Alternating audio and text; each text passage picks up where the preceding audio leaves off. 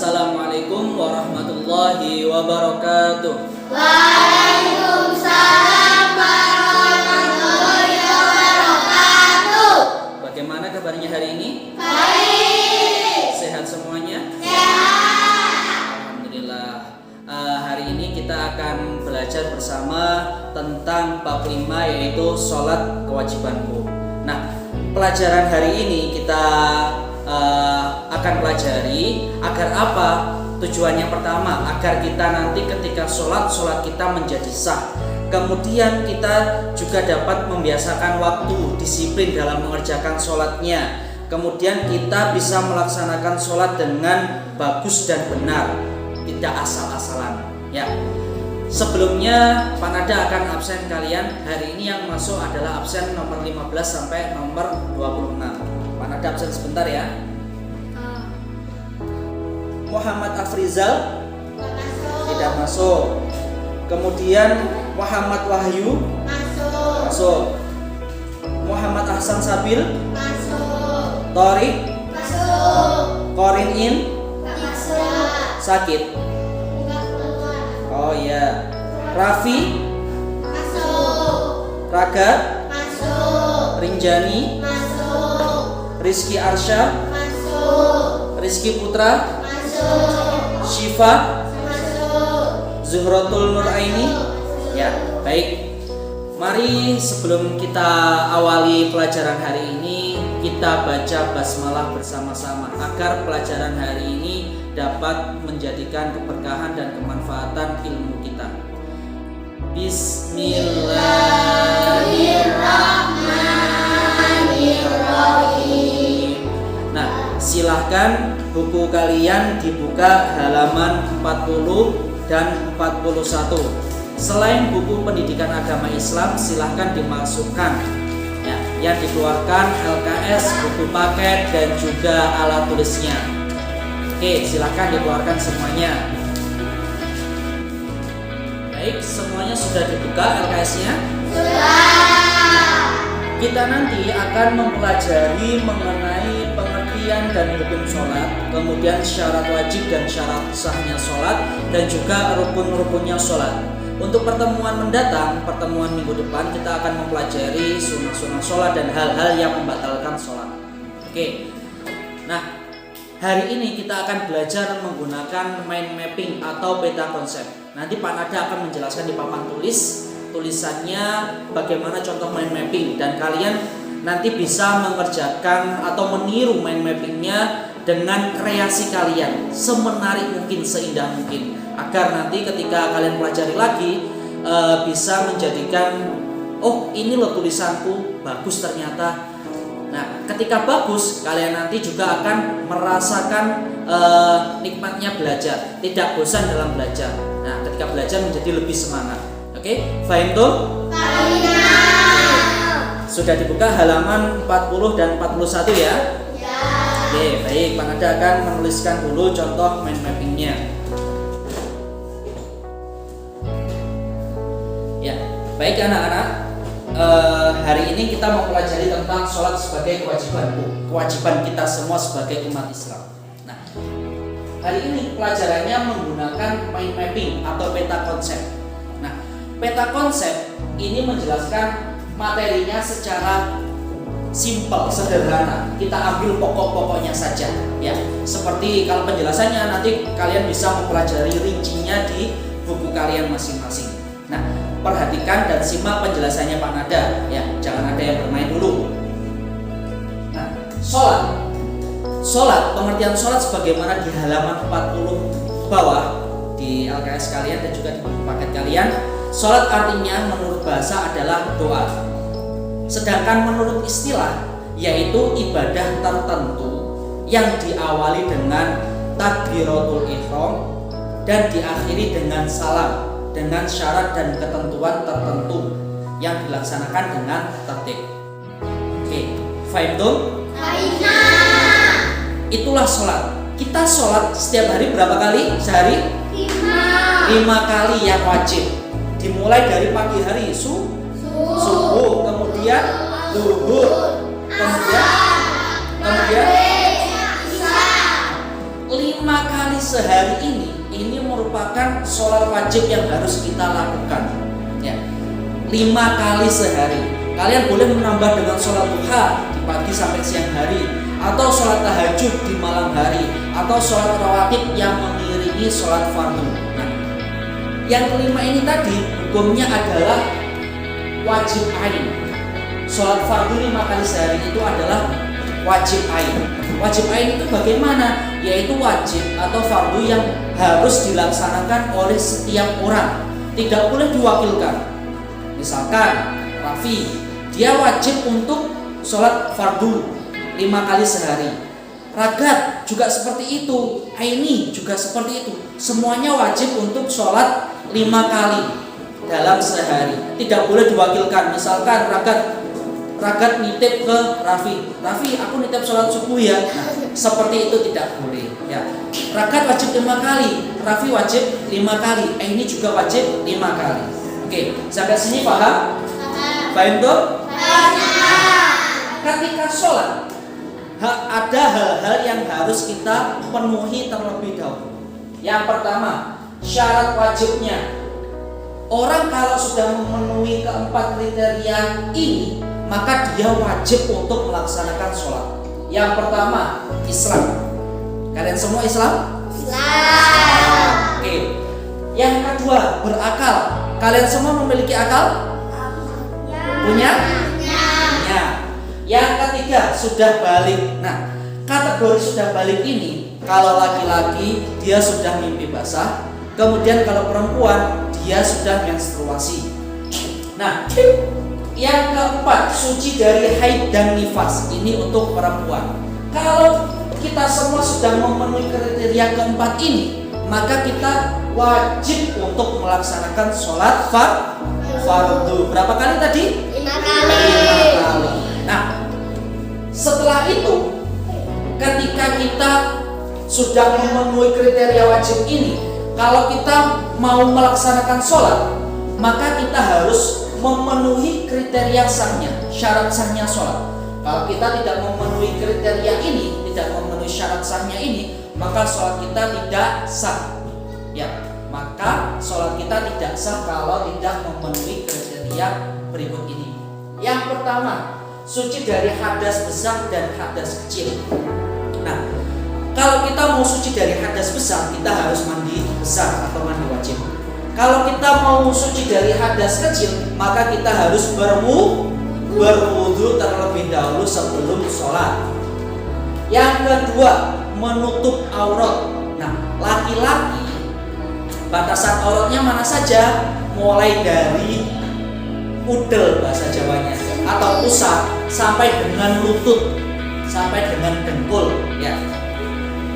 Lebih baik lagi kita menutup menggunakan pakaian yang sopan. Jadi tidak hanya tidak hanya menutup aurat pasnya saja, tetapi kita harus dengan sopan juga, menggunakan pakaian yang sopan. Misalkan yang laki-laki menggunakan sarung, menggunakan songkok atau peci. Nah, kalau perempuan auratnya mana saja? Ada yang tahu? Ada yang tahu? Ya. Kalau perempuan auratnya seluruh anggota tubuh, mulai dari tumbuhnya rambut sampai bawah, kecuali muka atau wajah dan juga kedua telapak tangan. Nah, maka semuanya harus ditutup kecuali muka dan kedua telapak tangan. Oleh karena itu, yang perempuan ketika sholat harus menggunakan mukena. Kalau dalam keadaan darurat, kalian boleh tidak menggunakan mukena, tetapi harus tetap menutup auratnya. Baik itu? Oke. Yang ketiga, badan kita harus suci. Pakaian yang kita kenakan juga harus suci. Tempat yang kita gunakan untuk sholat juga harus suci. Tidak boleh ada najisnya. Kalau misalkan ada najisnya, kira-kira sah nggak sholatnya? Tidak sah.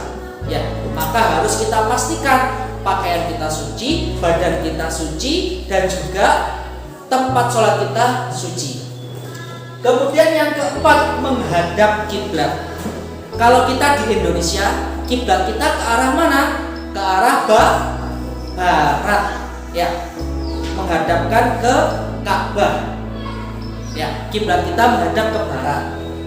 Kemudian yang kelima, mengetahui waktu masuknya sholat. Jadi kalau kita misalkan sholat subuh kita jam 6 pagi, kira-kira sah apa tidak sholatnya? Sah apa tidak? Tidak, karena waktunya sudah keluar dari waktu sholat subuh. Ya, maka kita harus tahu waktunya sholat itu kapan saja. Oke, sampai sini kalian paham? Paham. Oke, baik. Kita lanjutkan ke rukun sholat. Yang pertama, niat sholat. Sudah bisa membaca niatnya sholat maghrib? Sudah. Ayo kita baca bersama-sama. Bismillahirrahmanirrahim. Usolli fardhu Maghribi salasa raka'atin mustaqbilan qiblati adaan ma'muman lillahi ta'ala. Allahu Akbar. Nah, itu tadi salah satu contoh niatnya.